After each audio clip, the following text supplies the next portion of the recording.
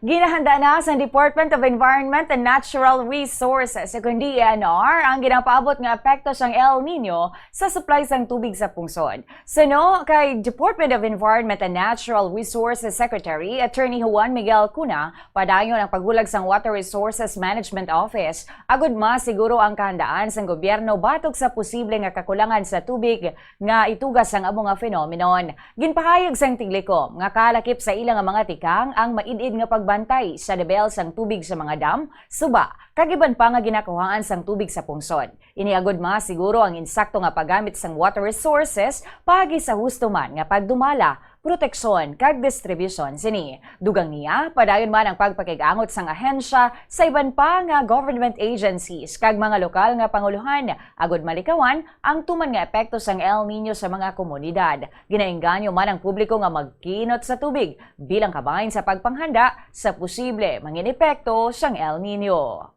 The allocation of water has to be managed properly in terms of so to be able to supply enough for the different areas. And then also for potable water, the Water Resource Management Office has come up with a minimal budget. Si Attorney Juan Miguel Cuna ang Secretary sa Department of Environment and Natural Resources